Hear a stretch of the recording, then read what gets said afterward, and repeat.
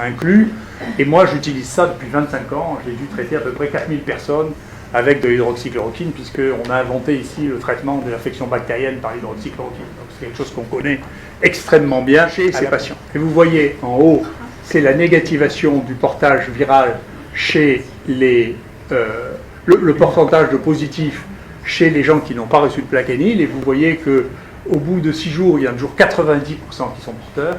Tandis que quand vous mettez du plaquenil, au bout de 6 jours, il n'y a plus que 25% qui sont porteurs. C'est-à-dire que vous êtes passé 80. On conseille, nous et d'autres, depuis longtemps, de donner un antibiotique dans les infections virales respiratoires parce qu'elles se compliquent surtout de pneumopathie. Donc tout de pneumopathie, on leur a donné de l'azithromycine. Et une autre raison, c'est que l'azithromycine a montré qu'elle était efficace au laboratoire contre un grand nombre de virus, bien que ce soit un antibiotique. Les 3 pays qui ont dont la situation n'est pas contrôlée actuellement, c'est l'Italie, la France et l'Espagne. Donc c'est probablement pas des modèles. Donc le confinement en Italie, ça n'empêche pas qu'il continue à avoir une évolution exponentielle. Il continue à avoir une évolution exponentielle en France et en Espagne. Et ces 3 pays ont décidé de mettre au premier plan le confinement. On peut se poser la question s'il ne faut pas réfléchir maintenant, accepter de changer d'opinion, ce qui est une forme d'intelligence sous la pression des événements, et repartir sur ce qu'a fait la Corée, c'est-à-dire multiplier les tests, traiter les gens et n'isoler que les gens positifs. Enfin, on ne peut pas isoler toute la population. Et comme on ne peut pas isoler les gens positifs si on ne les détecte pas, on est dans une situation qui n'a pas d'issue, sauf à refaire ce qu'on faisait pour le choléra au XIXe siècle. Donc on est dans le XXIe siècle.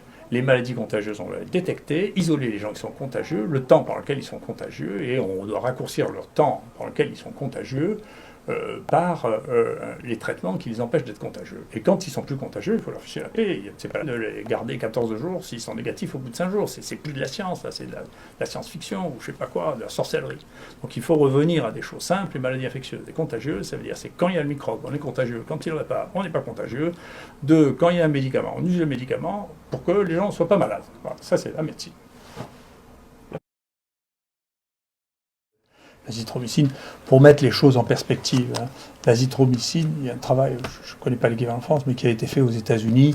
Dans une année, il y a 1 personne sur 8 qui prend de l'azithromycine.